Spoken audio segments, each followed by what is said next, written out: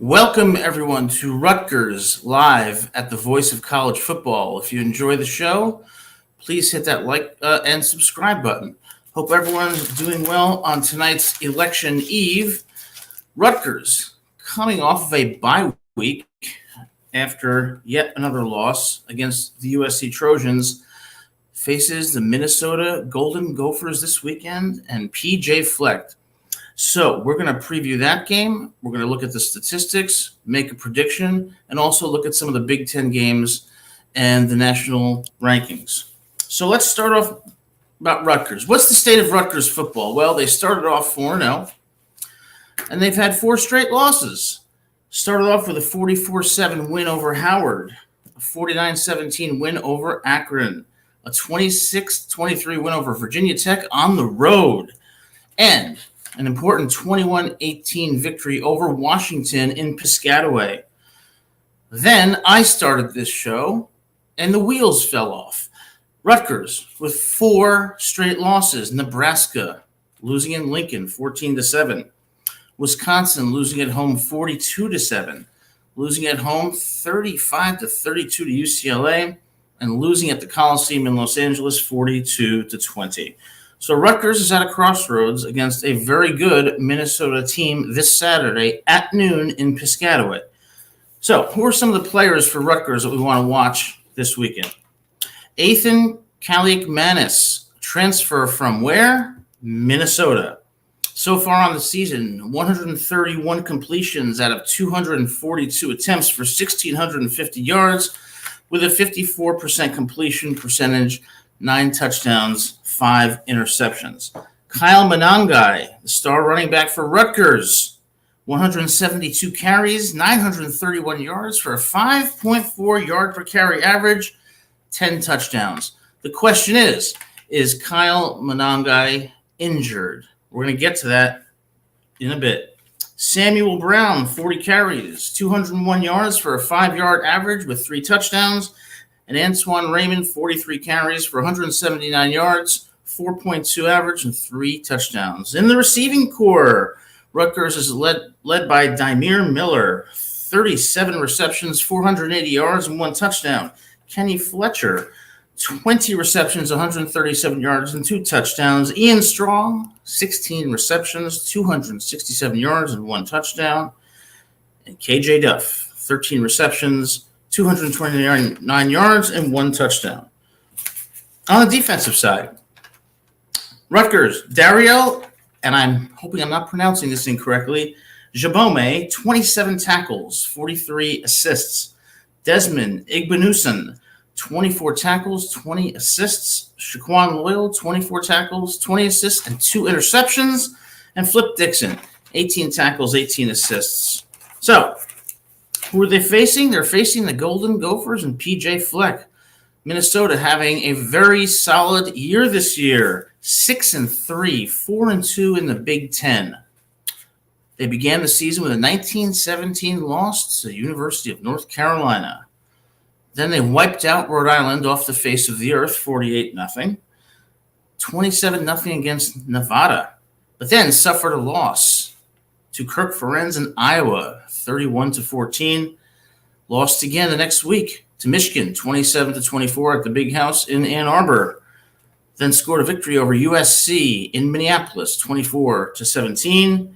Defeated Maryland, 48-23, and Illinois, 25-17. So this is one of the better years for the Minnesota Golden Gophers and PJ Fleck.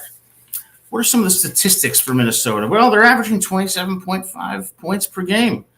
And they've got a QB in Max Brosmer, 191 completions out of 280 passes for 1,989 yards, a 68% completion rate, 13 touchdowns, 4 interceptions. They've got a great running back in Darius Taylor, 126 carries, 644 yards for a 5.1 yards per carry average with 8 touchdowns. And Marcus Major, 64 carries, 263 yards for a 4.1 average and 2 touchdowns.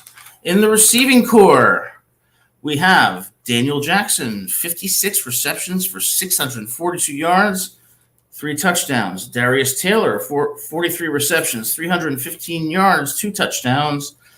and Elijah Spencer, 34 receptions, 421 yards, and 4 touchdowns. So what we see from Minnesota is a good team and a balanced team. And Rutgers is going to have its hands full. And for Rutgers, after starting off 4-0, followed by me starting this show and becoming the jinx that led to 4 straight losses, Rutgers is at a crossroads. They have to win this game. They absolutely have to win this game, or else they're going to probably end the season with a losing record, no bowl appearance, and people are going to say, that's the same old Rutgers. Now, we had press conferences today. Greg Schiano, PJ Fleck. What did they say at the press conferences about the upcoming game?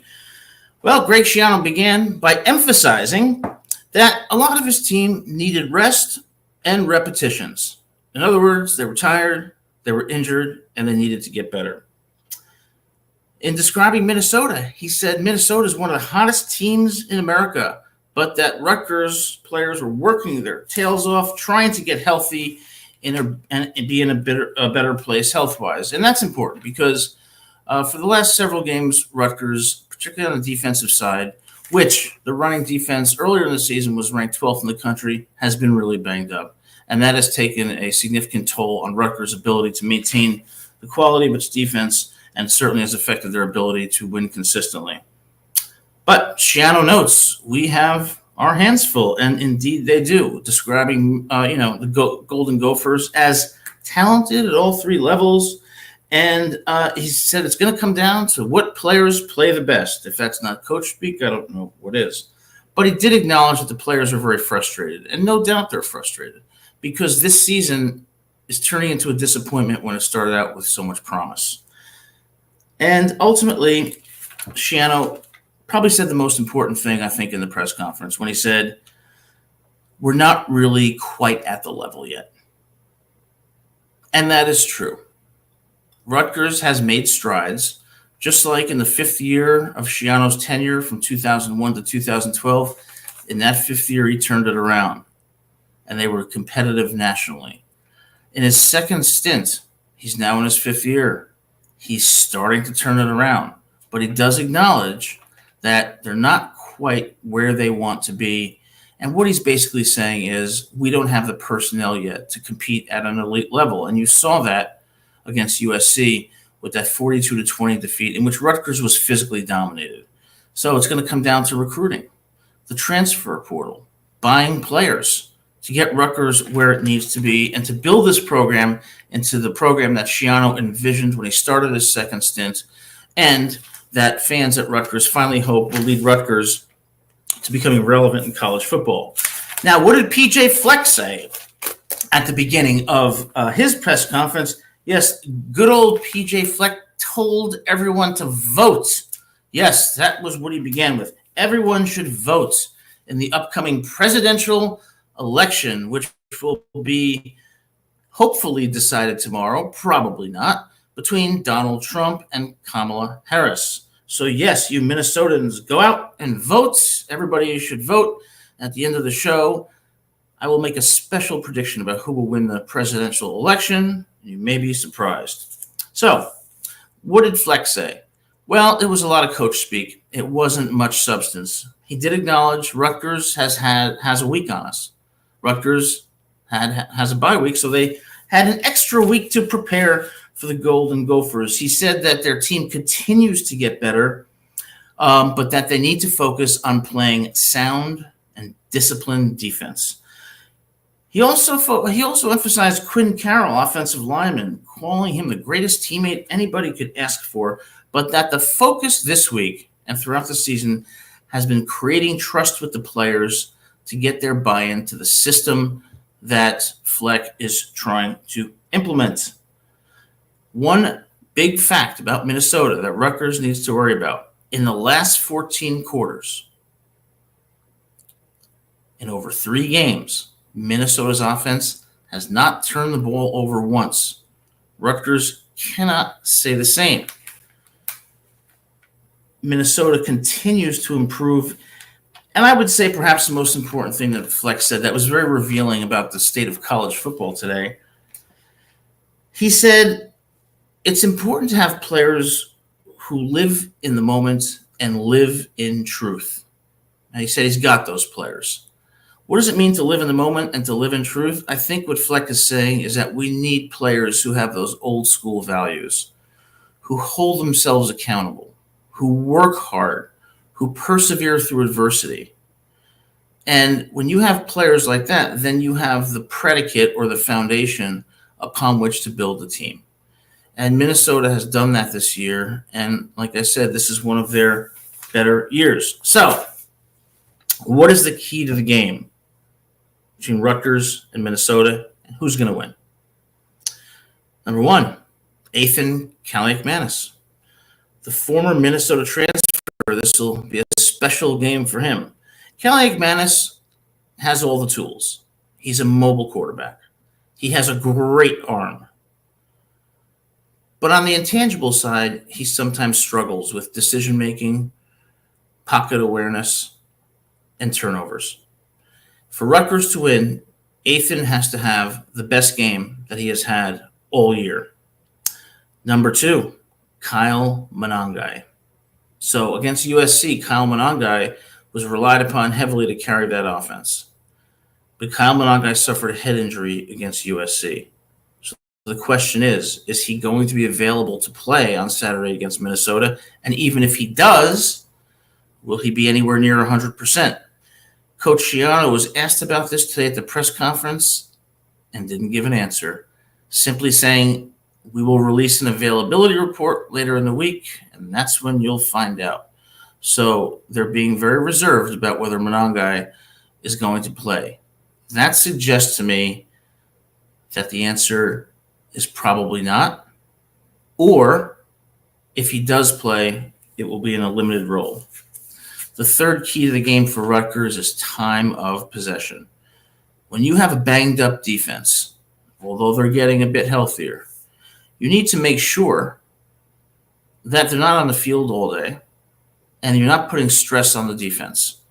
Rutgers has to control the ball through a balanced offense where it's run first, win in the trenches, with Ethan managing the offense and being efficient in the passing game without turning the ball over. Brings me to my fourth key, turnovers. Rutgers cannot turn the ball over. They have turned it over this year. They are in the negative in turnover margin. Minnesota has not turned it over in 14 quarters. If Rutgers turns it over, they're going to lose. Fifth, they've got to make Minnesota one-dimensional. Minnesota has a balanced offense with a solid receiving core, a good running back, and Max Brosmer, a very good quarterback. They play complementary football. They need to make them one-dimensional. If they don't, it's going to be a long day for Rutgers. And the sixth and final key to this game, Rutgers needs to take risks. Coach Schiano, you got to take risks and go for some explosive plays to get ahead early, get the defense on their heels, and be a little unpredictable.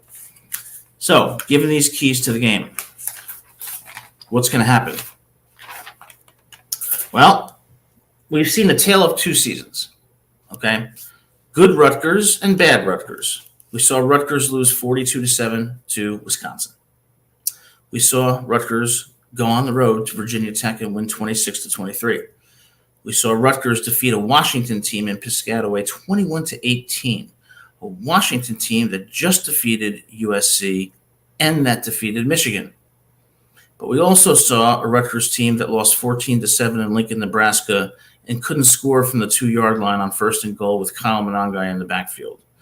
We saw a Rutgers team that was overwhelmed against USC 42-20, that lost to UCLA 35-32. So which Rutgers is going to show up? I'm going to predict that an improved Rutgers team will show up because they're going to be a little bit healthier. And because of the frustrations of the last 4 weeks, they are going to come out more determined to win this ball game. Unfortunately, however, it will not be enough. Minnesota is too good in the trenches. Daniel Jackson, they have players. And ultimately, on both sides of the ball, Minnesota is just a little bit better. So I'm going to predict that Minnesota wins this game 30-20 over Rutgers, sending Rutgers to 4-5 on the season, at which point Rutgers is going to have to make a run at the end of the season, or else it's going to be the same old Rutgers at the bottom of the Big Ten, no bowl appearance, and Greg Schiano sitting there saying, do I really want to continue coaching? Remember what we talked about on the last few shows. Rutgers has to recruit. They have to recruit 4 and 5 stars. How do they get them? They buy them. They have to go into the transfer portal. Okay? All those players at Alabama, Georgia, Ohio State, okay?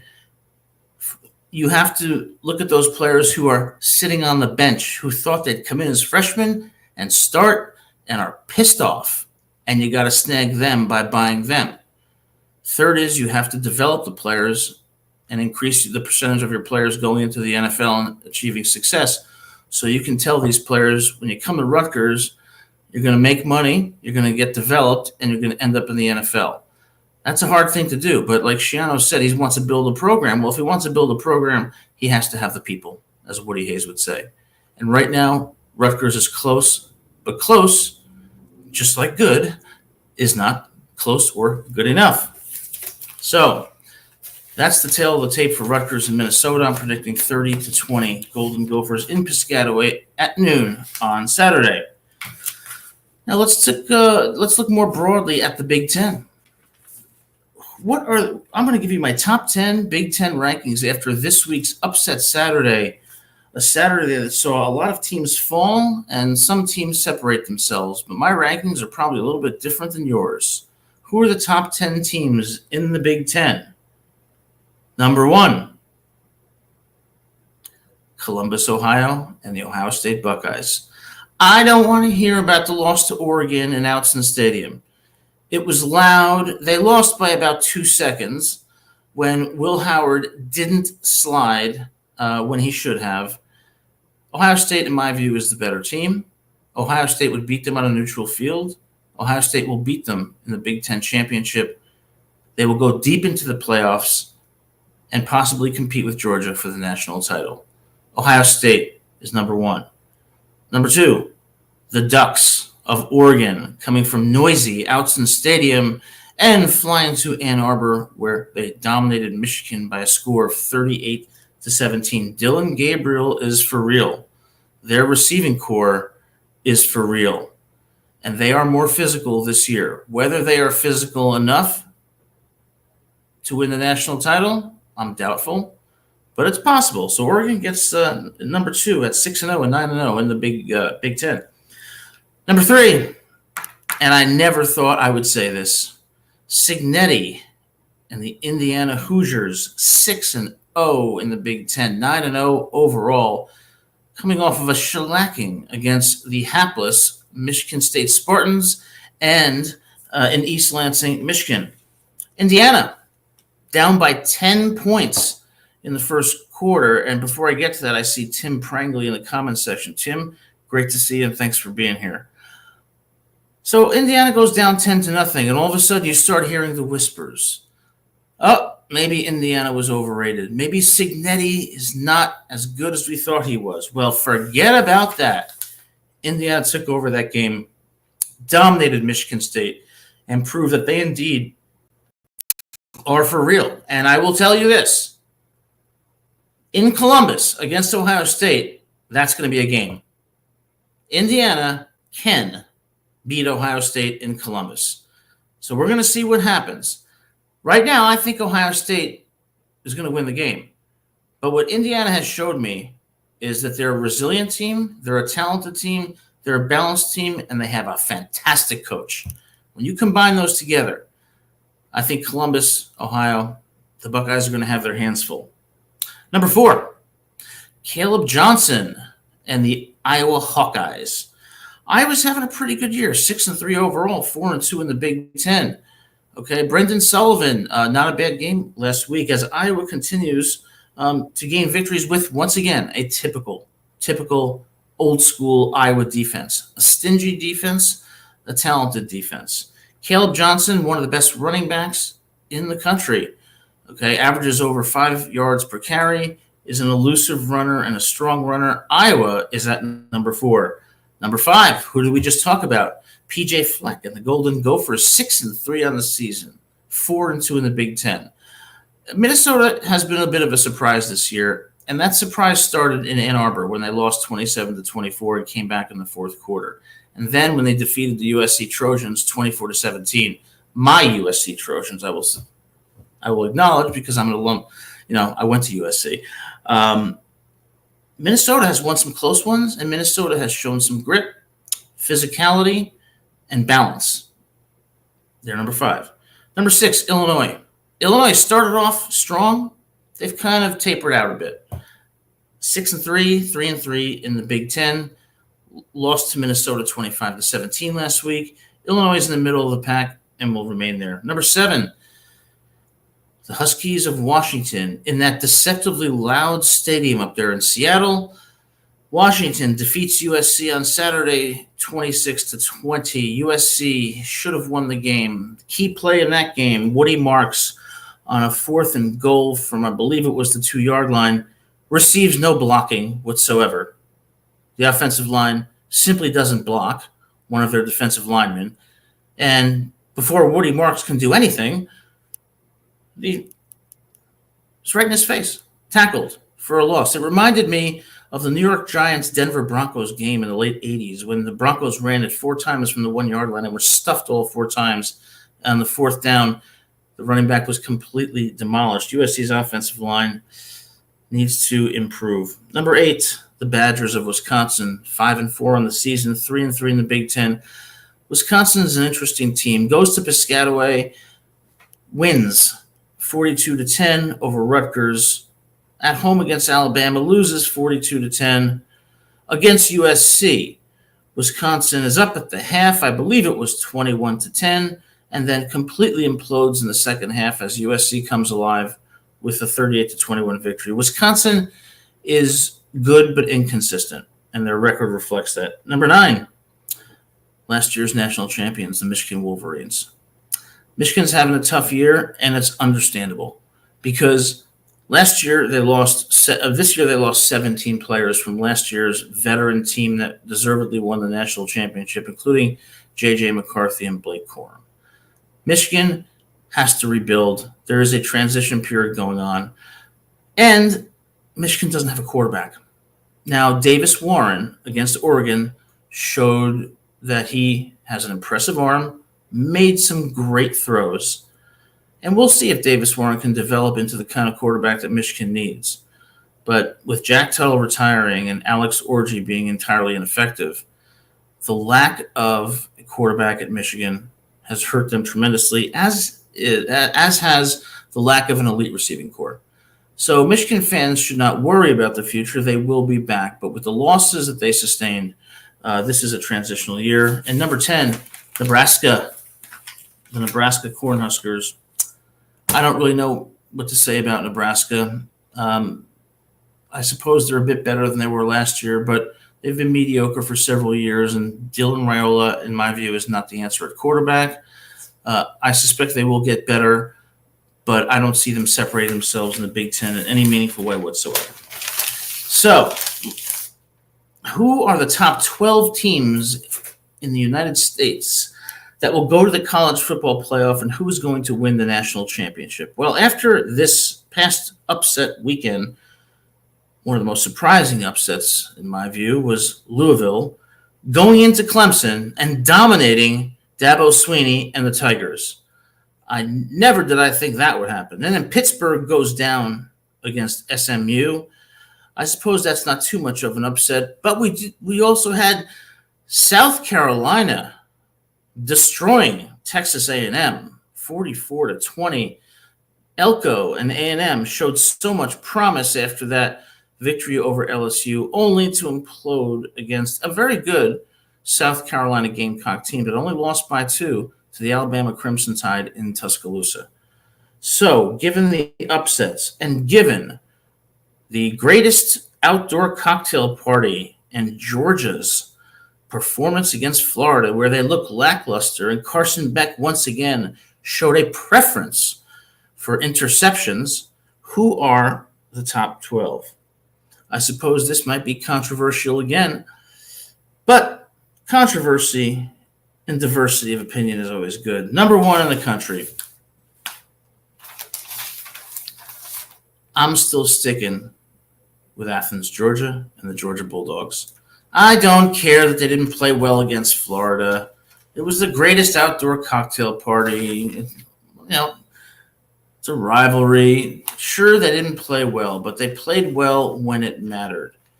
And their dominant victory over Texas was incredibly impressive.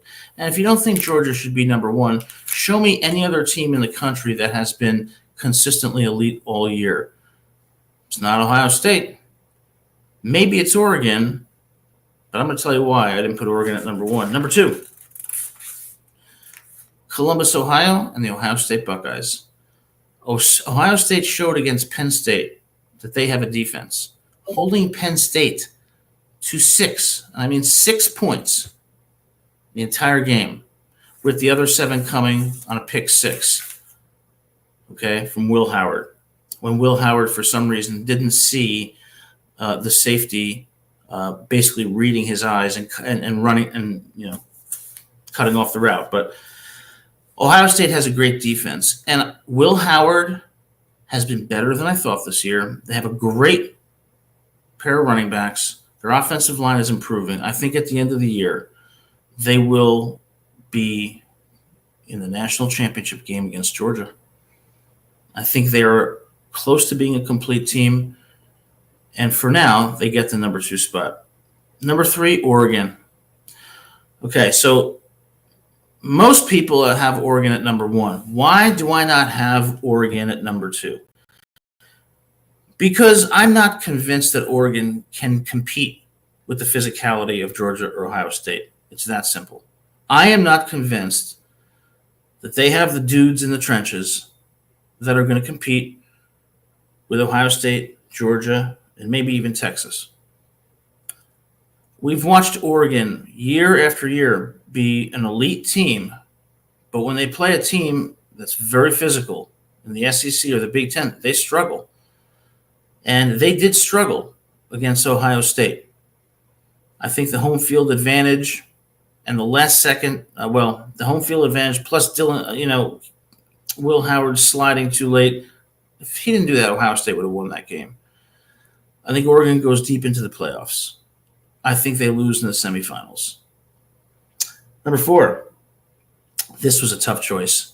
This was a really tough choice. But I am going to give the benefit of the doubt, for now, to Steve Sarkisian and the Texas Longhorns. However, Texas looked so bad against Georgia.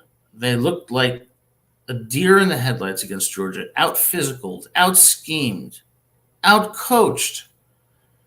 But they still have elite players in the receiving corps. They still have Quinn Ewers.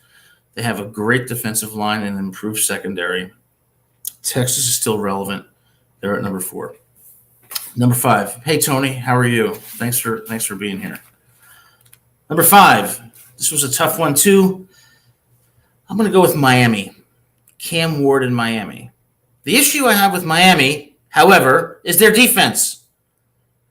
They have an explosive offense, but their defense is quite porous. And on the offensive side, as great as Cam Ward is, he has a penchant for making some really, really bad plays. So while Miami is very, very good, I do not see their defense holding up sufficiently to take them to the national championship game. I think they lose in the playoffs.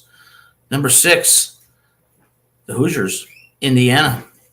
Cignetti has done a fantastic job this year, and Cignetti is probably going to be the coach of the year, although I would argue that Clark Lee from Vanderbilt is equally deserving of coach of the year. And quite frankly, Billy Napier at Florida, with that schedule, he still has the Gators playing well and had the Gators very close to an upset against Georgia. But Indiana's for real. They're no joke. They're undefeated. I suspect they will go fairly deep into the playoffs, but Indiana reminds me a little bit of Cincinnati from a few years ago. That Cincinnati team that lost to Alabama 24-7 in the playoffs. I think they're very good, but do I think they can beat a Georgia, an Ohio State, and Oregon? At this point, I don't. Number 7, the Vols, Tennessee. Tennessee is an interesting team. They have a very good defense this year. Their offense is somewhat balanced. Great running back, but they've got a freshman at quarterback. And I don't think that Nico is going to take Tennessee to the promised land. I think Tennessee is going to lose early in the playoffs. Number 8, the enigma of all enigmas in college football, the Alabama Crimson Tide. So Alabama goes up 30-7 against the Georgia Bulldogs in September. Then in the second half, Georgia takes the lead 34-33 until Carson Beck decides to throw yet another interception after fumbling and throwing 3 other interceptions. They looked amazing in the first half of the Georgia game. They looked average against Vanderbilt. They looked completely lost against Tennessee. They looked okay against South Carolina. And then against against Missouri, the 34-0 victory. They looked terrible in the first half, but then came on strong in the second half. I think the problem with Alabama is twofold. I think Alabama is inconsistent. And although I can't say this based on any personal knowledge, I think there's division in the locker room. I think the seniors have an attitude issue. And I think there's division with them and the younger players, including Ryan Williams. Ryan Williams, who was targeted 20 times against Tennessee. So ultimately, is Alabama one of the most talented rosters in the country? Of course they are. Are they one of the best teams in the country?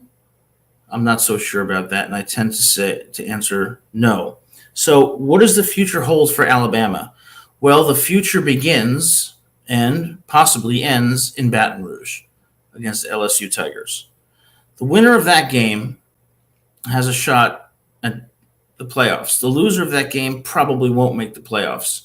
So who's going to win that game? Well, if you've ever been to Death Valley, you know it is one of the loudest, forget football stadiums, it's one of the loudest places in the country. It is incredibly, incredibly loud. The fans will be passionate. They will be screaming for 4 quarters, and it will disrupt to some extent Alabama's ability to run its offense. How will Jalen Milroe do? Jalen Milroe started out as a Heisman contender, top 5 Heisman contender, was in the top 6 in the Heisman voting last year, looked like the best quarterback in the country in the first half against Georgia, looked like the worst quarterback against Tennessee. So what you have with Alabama is inconsistency across the board. Now, with LSU, you also have inconsistency and some areas of concern. Number it begins with LSU's defense. LSU's defense is a bit better this year, okay, but they're still not great. And if Jalen Milroe uses his legs and that offensive line with Tyler Booker, okay, blocks, LSU is going to have a problem, just like they did last year in Tuscaloosa when Milroe ran all over them. So Alabama's game plan should be to focus on getting Jam Miller and Justice Haynes the ball and on running specific quarterback design plays for Milroe and limiting his passing to 20 to 24 attempts and focusing on not having him make complex reads. He needs to be efficient in the passing game, but explosive in the running game. And with LSU's defense performing the way it has, it's a possibility. On the other hand, Alabama's defense and its young secondary has proved very, very poor at times in nearly every game. Carson Beck in the second half torched them for over 400 yards. Tennessee, okay, Vanderbilt, they had no answer for Vanderbilt's quarterback. The secondary is young and talented, but inexperienced, and that has shown. And Alabama's defensive line is simply not getting the push that, Alabama's traditionally outstanding lines in 2016, 2020 have done. So what does that equate to? That equates to a pretty high-scoring game, and it's going to be very close. But I'm going with LSU, 37-34 in Baton Rouge. Number 9, And I wasn't really sure about putting this team number 9, Penn State. Penn State and James Franklin. Poor James Franklin, who had to suffer walking near the tunnel after the game and having fans screaming at him. Penn State is the same old Penn State, a good team, not a great team. They did defeat USC 33-30, but they were down, I believe it was 21-6 at the half. Again, a tale of two halves. Penn State, Drew Aller, a good quarterback, not only quarterback. Their offense, pretty good, certainly not great. It's the same old Penn State. And that's why they're number 9, and that's why they're going to continue to be very good, but are they going to continue to – are they ever going to break through? I don't think so. Penn State's game against Ohio State told that tale. 6 points on offense the entire game in Happy Valley, or Unhappy Valley, if you prefer. Unacceptable. Penn State's number 9. Number 10. I never thought I would be ranking as number 10 in the country a team that lost to Northern Illinois University at home. However, I'm putting Notre Dame number 10. Notre Dame has rebounded. They haven't done anything to make us think that they're going to contend in the playoffs, but they've been good enough to justify a number 10 ranking relative to how other teams are playing. That brings me to number 11, Brigham Young. Brigham Young, undefeated. I'm just not sure how good they are. And when they play better competition in the playoffs, should they make it, we'll find out. I suspect BYU exits early in the playoffs. Number 12, Boise State, another undefeated team. But again, comes down to competition. What teams are they playing? And they're not playing the Georgias, the Miamis, the Texas, the Oregons, the Ohio State, the Indianas, the Tennessees, the Alabamas. When they do, I think they lose. And this goes to a point I've made previously about the 12-team playoff. I'm not so sure a 12-team playoff is even necessary. All right, if you look back to the arguments that we have, Tony, yes, BYU versus Utah should be entertaining. In that game, I'm going to take BYU. But when we look at all the debates we've had over the last 10 years about, or let's just limit it to the 4-team college playoff era. When we've had debates about who the 4 teams should be, there's often been a tremendous amount of disagreement about who should be number 4. Whether it be Florida State or Alabama, whether it be TCU or Alabama. But I never heard a single person argue that the 9th, 10th, 11th, or 12th ranked team should even be considered in the college football playoff, and for good reason, because they're going to have next to a 0 chance of winning. That's why I think the 12-team playoff is over-inclusive, and I think it should be narrowed down. I would have stayed with the 4-team playoff with a provision that a 5th team could be added, and there could be a play-in game between number 5 and number 4 to get to the number 4 spot. If you do that, that avoids the controversy we saw last year and the controversy when TCU got in over Alabama, only to subsequently destroy Kansas State in the bowl game, and a Kansas State team that beat TCU, and a TCU team that ultimately lost 65-7. So I'll go back to what PJ Flex said on election eve. Go vote. I said I was going to give a prediction about the election.